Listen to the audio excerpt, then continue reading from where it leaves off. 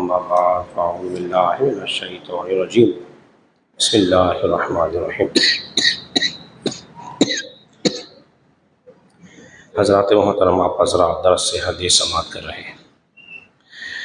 آج 21 رمضان ہے اور 21 رمضان کو حضرت علی مرتضیٰ شیر خدا رضی اللہ تعالیٰ عنہ کا یوم شہادت ہے۔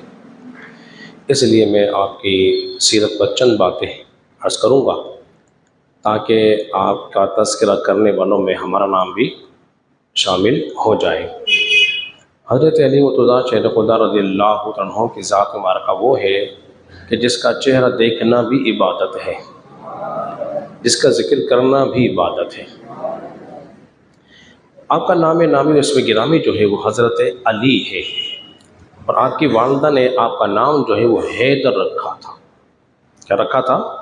حیدر رکھا تھا۔ آپ کی کنیت جو ہے وہ ابو الحسن ہے۔ ایک کنیت آپ کی جو ہے وہ ابو تراب ہے۔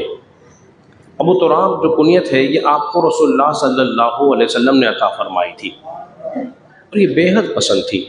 جب کوئی آپ کو ابو تراب کہتا تھا آپ اس سے بڑے خوش ہوتے تھے۔ اس کی وجہ یہ تھی، میں تمام باتوں کو مختصر خلاصہ کر کے بیان کروں گا وقت کے پیش نظر، کہ حضرت فاطمہ اور حضرت علی کے درمیان کوئی ناراضگی ہو گئی، اور حضرت علی فاطمہ سے ناراض ہو کر مسجد میں تشریف لے گئے۔ حضور نے پوچھا حضرت علی کہاں ہیں؟ معلوم ہوا کہ مسجد میں موجود ہیں۔ نبی پاک صلی اللہ علیہ وسلم خود تشریف لے گئے اور فرمایا قم یا ابا تراب، کھڑے ہو جائیے ابو تراب، اور آپ کے کپڑوں سے مٹی کو آپ نے صاف کیا، جھاڑا۔ تو حضرت علی اتنے خوش ہوئے، جب کوئی کہتا تھا نا اے ابو تراب تو آپ بہت خوش ہوا کرتے تھے۔ آپ کی والدہ کا نام جو ہے وہ فاطمہ بنت اسد ہے۔ یہ بنو ہاشم کی پہلی خاتون ہے جو سب سے پہلے ایمان لائی اور ہجرت کرنے کا بھی شرف حاصل کیا۔ آپ کی والدہ ایمان کی دولت سے مشرف ہوئی، اور نبی پاک صلی اللہ علیہ وسلم نے ان کی نماز جنازہ پڑھائی، اپنی قمیض عطا کی۔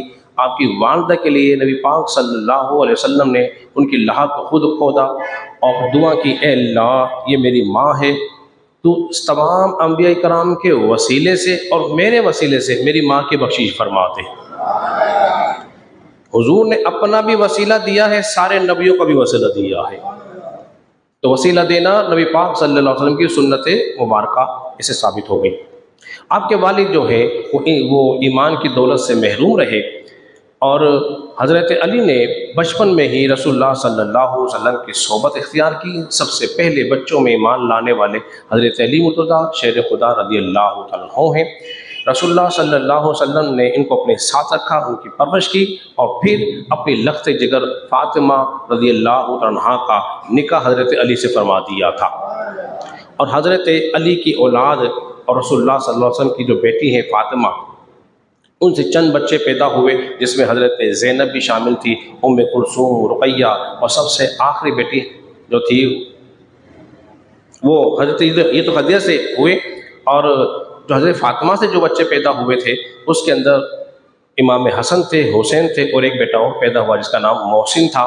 ان تینوں کا نام رسول اللہ صلی اللہ علیہ وسلم نے اپنی ذاری حیات میں رکھا، اور ان کا وصال بھی حضور کی ذاری حیات میں ہی ہوا تھا۔ حضرت علی مرتضیٰ شیر خدا رضی اللہ عنہ کو یہ شرف بھی حاصل ہوا ہے کہ آپ تمام جنگوں میں شامل ہوئے ہیں سوائے جنگ تبوک کے۔ اس جنگ میں آپ شامل نہیں ہو سکے۔ نبی پاک صلی اللہ علیہ وسلم نے حضرت علی کو اس جنگ کے اندر عورتوں اور بچوں کے لیے حفاظت کے لیے چھوڑ کے گئے۔ حضرت علی نے کہا یا رسول اللہ صلی اللہ علیہ وسلم مجھے آپ بچوں کے لیے چھوڑے جا رہے ہو، حالانکہ میں تو جنگوں میں لڑنے والا بہادر ہوں۔ حضور نے فرمایا علی تجھے وہی نسبت ہے، کیا تو اس بات پہ راضی نہیں ہے؟ کیا تجھے اس بات پہ راضی نہیں ہے کہ تیری نسبت وہی ہے، تجھے وہی خصوصیت حاصل ہے، تجھے وہی فضیلت حاصل ہے جو حضرت ہارون کو موسیٰ سے حاصل تھی، اگرچہ میرے بعد نبوت نہیں ہے۔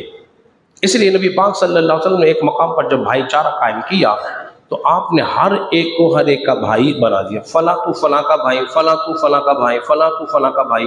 حضرت علی رہ گئے، غمگین ہونے لگے، عرض کیا رسول اللہ صلی اللہ علیہ وسلم آپ نے سب کو ایک دوسرے کا بھائی بنا دیا، پر مجھے کسی کا بھائی آپ نے بنایا نہیں۔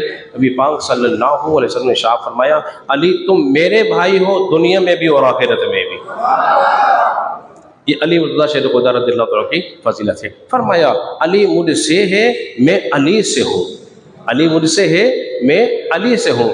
فرمایا دوسرے لوگ درختوں کے دوسرے شاخوں سے برانچوں سے ہوں گے، مگر علی اور میں ایک ہی درخت سے ہیں۔ دیکھیے جو صحابہ ہیں مختلف خاندان سے آئے، لیکن علی جو ہے وہ میرے خاندان سے ہیں۔ بتانے کا مطلب یہ تھا۔ حضرات محترم، پھر ایک مقام ایسا بھی آیا جسے غدیر خم کہتے ہیں۔ اس غدیر خم کے موقع پر نبی پاک صلی اللہ علیہ وسلم نے ارشاد فرمایا جس کا میں مولا ہوں اس کا علی مولا ہے، جس کا میں مولا ہوں اس کا علی مولا ہے، یعنی کہ جس کو میں محبوب ہوں اس کو علی بھی محبوب ہے۔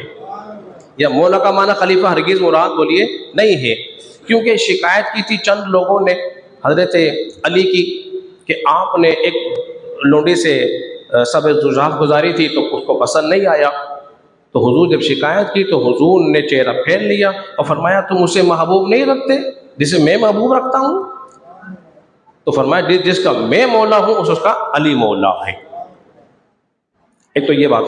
دوسری بات، اس کے ساتھ ساتھ جب خیبر کا موقع آیا، جنگ احد میں آپ کو 16 زخم لگے، وہ بہادری شجاعت آپ نے قائم کی، دکھائی کہ رہتی دنیا تک لوگ آپ کی شجاعت بہادری کے کارنامے یاد رکھیں گے۔ اسی طرح جب جنگ خیبر کا موقع آیا تو نبی پاک صلی اللہ علیہ وسلم نے ارشاد فرمایا کل میں جھنڈا اس شخص کے ہاتھ میں دوں گا جس پر اللہ خیبر کو فتح فرما دے گا، وہ اللہ اس کے رسول سے محبت کرنے والا ہے اور اللہ اور اس کے رسول اس سے محبت کرنے والے ہیں۔ رات گزارنے مشکل پڑ گئی، ہر ایک کی تمنا تھی کہ جھنڈا شاید مجھے مل جائے، مجھے مل جائے، مجھے مل جائے۔ حضرت فاروق اعظم فرماتے ہیں میں نے کبھی امارت کی حکومت کی طلب نہیں کی، بس حضور کا فرمان سن کے میرے دل میں خیال آیا کاش جھنڈا مجھے مل جائے۔ لیکن جب صبح ہوئی کیا دیکھا؟ نبی پاک صلی اللہ علیہ وسلم کی نگاہوں نے یوں دیکھا، اس میں حضرت علی نظر نہیں آئی۔ فرمایا علی کہاں ہے؟ عرض کی رسول اللہ صلی اللہ علیہ وسلم ان کی تو آنکھوں میں آنسو میں چشم آیا ہوا ہے، آنکھیں دکھنی آئی ہوئی ہے۔ فرمایا انہیں بلاؤ۔ فرمایا جب انہیں بلایا گیا آپ علیہ السلام وسلم نے پاس بلا کر اپنا لعاب دہن ان کی آنکھوں میں ڈال دیا۔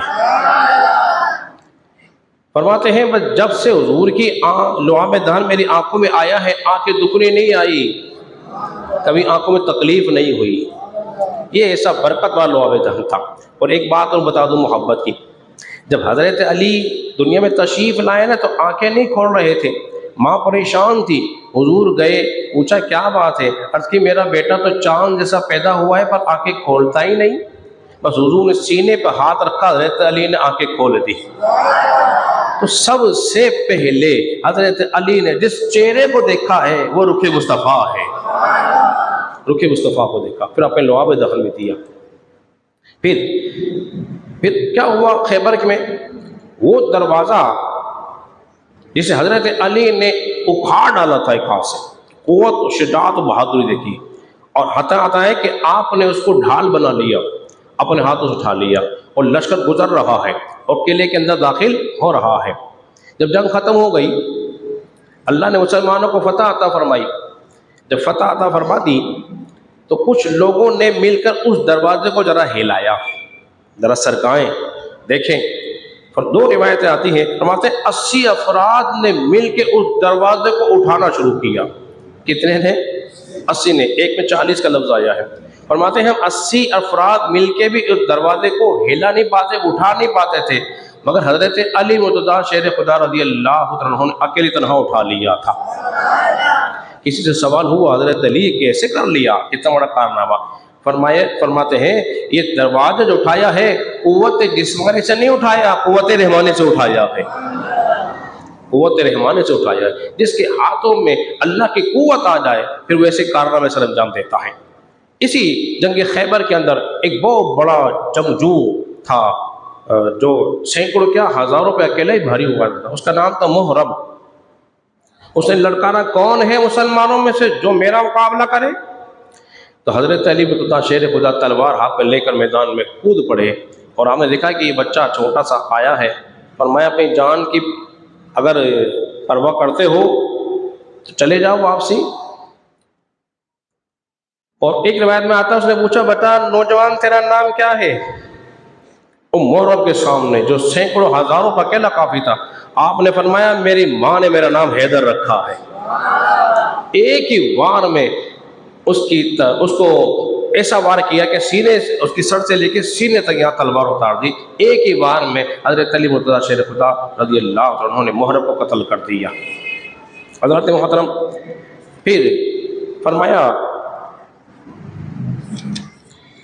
معاملہ فہمی کے بعد دیکھ لیجئے،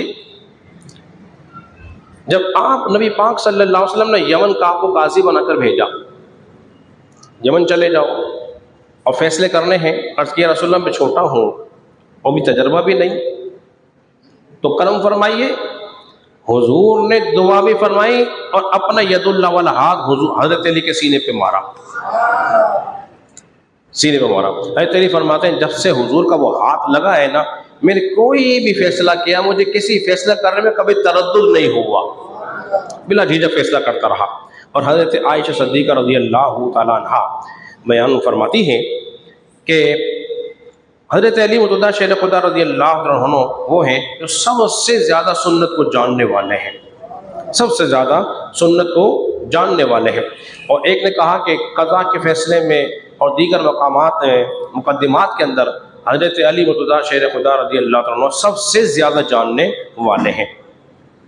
اور حضرت عمر فرماتے ہیں کہ حضرت علی کو 3 فضیلت ایسی حاصل ہیں، اگر کسی کو بھی ایک بھی مل جائے نا، اس کی نجات کے لیے کافی ہے۔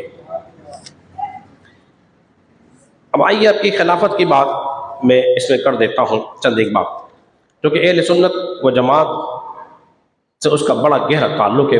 یہ بات آپ نے بڑے اہم سننی ہے۔ حضرت علی مرتضیٰ شیر خدا رضی اللہ عنہ سے 186 حدیث مبارکہ روایت کی ہوئی ہیں۔ زیادہ روایتیں آپ سے موجود نہیں ہیں، لیکن آپ کی فضیلت میں اتنی حدیثیں، اتنی روایت موجود ہیں، ان کا شمار نہیں ہو سکتا۔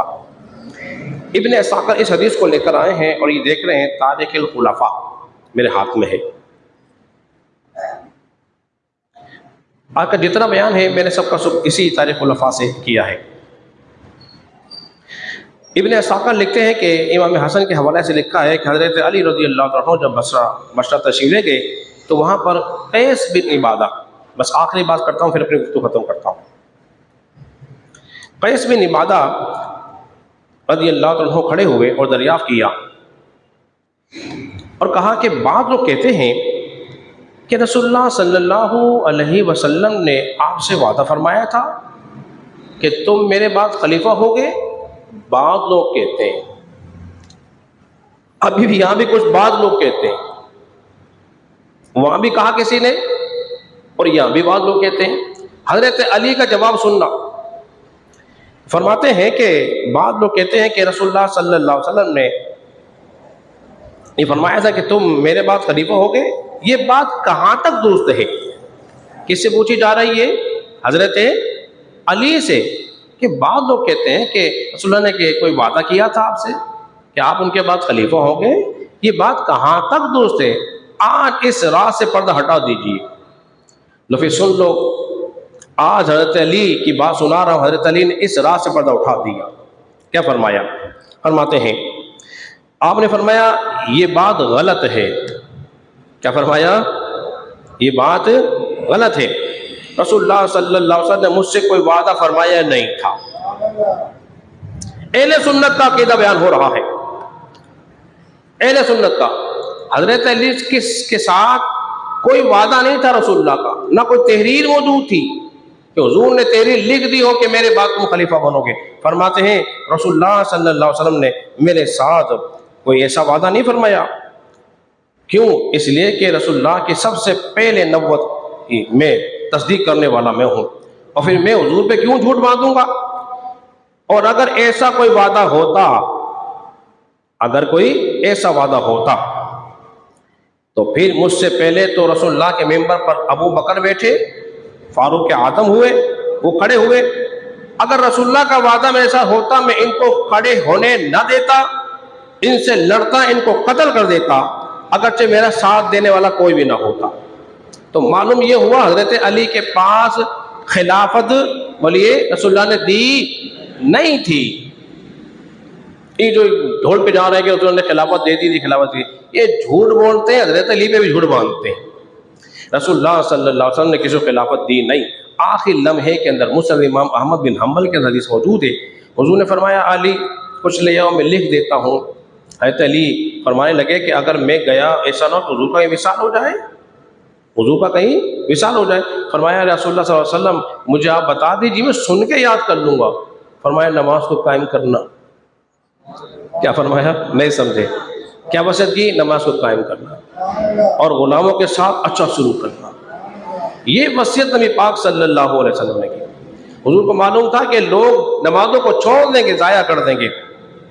اس کے بعد فرماتے ہیں کہ جب نبی پاک صلی اللہ علیہ وسلم علیل ہوئے تو حضور نے اپنی اس بیماری کی زمانے میں ابو بکر کو ہمارا امام بنایا، اور پھر لوگ ابو بکر کے پیچھے نمازیں پڑھنی شروع کیے۔ جب حضور کا وصال ہو گیا، حضرت علی بیان کر رہے ہیں، پھر جب مشورہ ہوا تو فرمایا کہ جس رسول اللہ صلی اللہ علیہ وسلم نے ہمیں مصلی عطا فرمایا تھا، امام بنایا تھا، ہم دنیا میں بھی ان کو اپنے امام تسلیم کرتے ہیں۔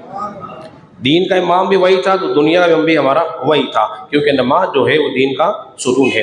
فرماتے ہیں اس کے بعد ابو بکر آئے، ابو بکر کے بعد عمر آئے، انہوں نے بہترین کام کیے۔ پھر جو ابو بکر مجھے حکم دیتے تھے میں وہ کرتا تھا، جس کو سزا کے کہتے تھے میں وہ سزا دیتا تھا۔ پھر فاروق اعظم کا زمانہ آ گیا، انہوں نے بھی بڑی خدمت اسلام کی، اور پھر میں ان کے حکم پہ بھی عمل کرتا رہتا تھا، کیونکہ وہ حاکم وقت تھے اور میں ان کی رعایا تھا۔ حضرات محترم، پھر آخر مرحلے میں ایک وقت ایسا آیا جب حضرت عثمان غنی کی شہادت ہو گئی، اور پھر حضرت علی مرتضیٰ شیر خدا رضی اللہ تعالیٰ عنہ جو تھے وہ متمکن خلافت ہو گئے، اور پھر ایک شور برپا ہو گیا۔ پھر قصاص عثمان کی بات شروع کی گئی کہ حضرت علی مرتضیٰ آپ قصاص کیوں نہیں لیتے؟ حضرت علی مرتضیٰ شیر خدا رضی اللہ عنہ نے فرمایا کہ ابھی میری حکومت ذرا متمکن ہو جائے تو میں ان سے قصاص لوں گا، میں ان سے قصاص لوں گا۔ اس عالم میں 2 جنگیں بھی مسلمانوں کے درمیان ہو گئی، وہ دونوں جنگیں غلط فہمی کی بنیاد پر ہو گئی، لیکن کچھ لوگ ہمارے ان جنگوں کو غلط فہمی کی بنیاد پر جو ہوئی تھی ایسا شور کہتے ہیں کہ وہی مقابلے میں آ گئے اور ایک باغی گروہ آ گیا۔ بھئی بغاوت اسے کہتے ہیں کہ کسی خلیفہ کو ہٹا دیا جائے اور خود اس کی جگہ خلیفہ بن جائے، یہ بنا دیا جائے۔ مختصراً یہ جب حضرت علی کا بھی وصال 21 رمضان کو ہوا، 3 دن پہلے زخم لگے۔ عبد الرحمن بن ملجم بد نصیب شخص اور بدبخت شخص، جہنمی شخص تھا، جس نے جو خارجیوں میں سے تھا، اس نے حضرت علی مرتضیٰ شیر خدا رضی اللہ عنہ کو فجر کی نماز کے وقت میں آپ نے وار کیا، اور آپ چند دن علیل ہونے کے بعد اللہ تبارک و تعالیٰ کی بارگاہ میں حاضر ہو گئے۔ مختصر آپ کی سیرت کا خاکہ میں نے بیان کیا ہے۔ اللہ رب العزت کی بارگاہ میں دعا کریں خالق کی کائنات ہم سب کو سمجھنے اور عمل پیرا ہونے کی توفیق عطا فرمائے۔